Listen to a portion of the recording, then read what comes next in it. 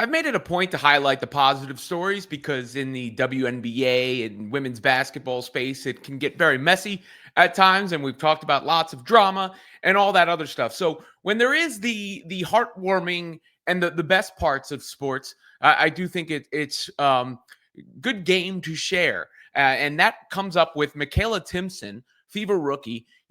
When the Fever announced this appearance, there were more rookies, obviously, on the team. Timson, the last remaining rookie from the 2025 WNBA draft class. And it seems almost certain that she's going to get a roster spot. The Fever have a tough decision to make coming up. But they do have a lot of faith in Michaela Timson from the comments that we've seen post draft. Amber Cox raved about her. Stephanie White has raved about her. And then I think their actions speak even louder than their words because Timpson was in at the beginning of the game against Brazil with the regular rotation players. Not to mention, she got post-game media after one of the preseason games, which I don't know, if I should read too much into it, but to me is an indication that she is there to stay.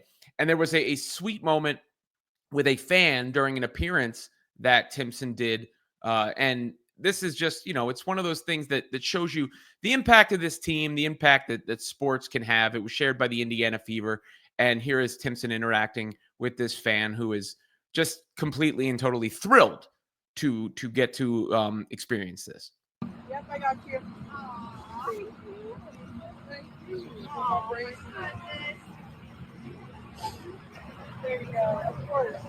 There's a sign off for you as well. I love my bracelet. Good to see you. What's your name? Billy.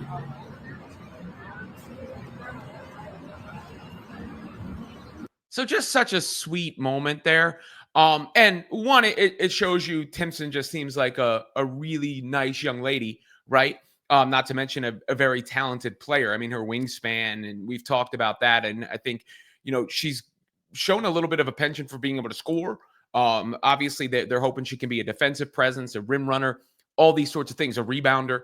But she seems really humble and really polite and sweet. And there you see that fan too, which just goes to show you specifically with this Fever team, but it applies to sports in general, right? You see it across the board when a young fan gets an autograph or gets to meet their favorite player, whatever. But the Fever have this special energy and aura because of what they represent, not only in that area, but really across the globe and what they've meant for women's sports since Caitlin Clark arrived on the scene.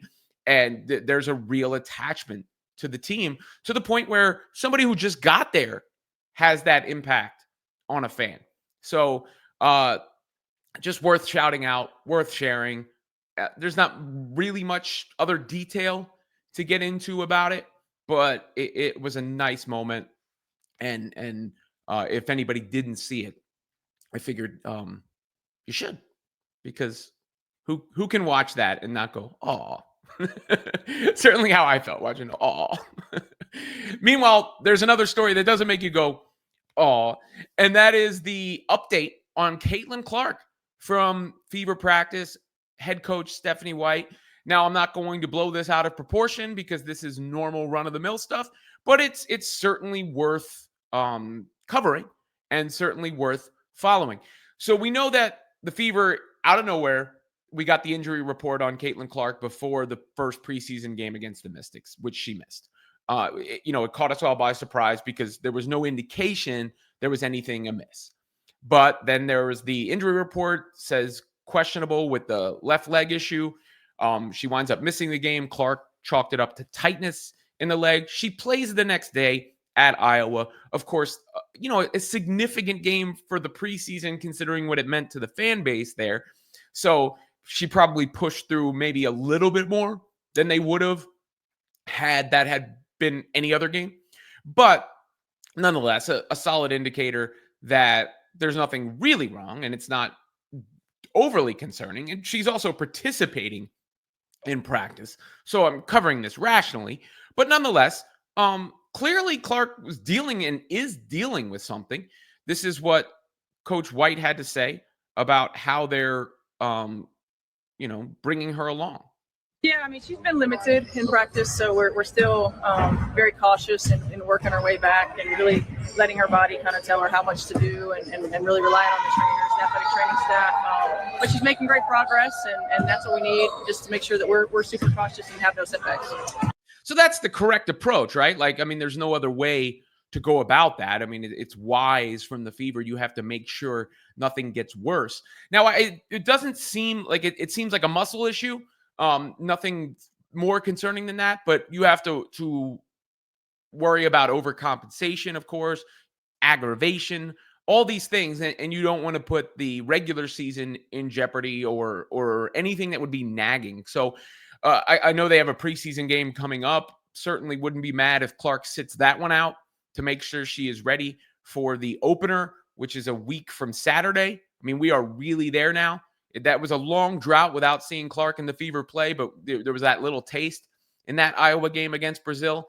And now fans can wait another, 9 days or whatever it is from this point to see her back on the floor. Now, maybe they want her in rep action too, and her minutes will be limited. I mean, that's the appropriate phrasing from Coach Stephanie White. They're limited is how they're describing Clark. So we'll see. It's certainly something to keep an eye on.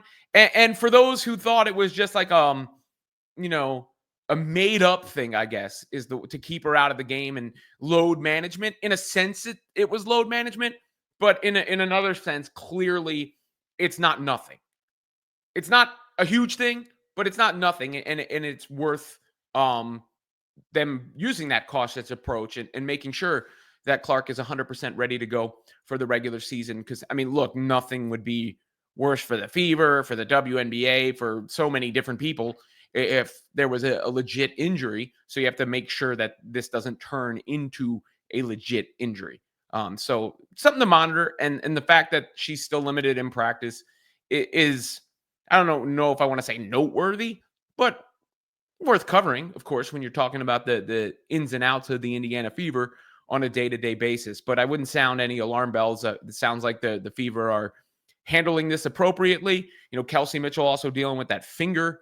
It's on her shooting hand, and you saw how mangled it was, but she's out there on the floor. So it would seem that the Fever will be 100% ready to go come opening day. Look, there's going to be nicks and knacks and nagging things during the season. That's just the nature of playing professional sports.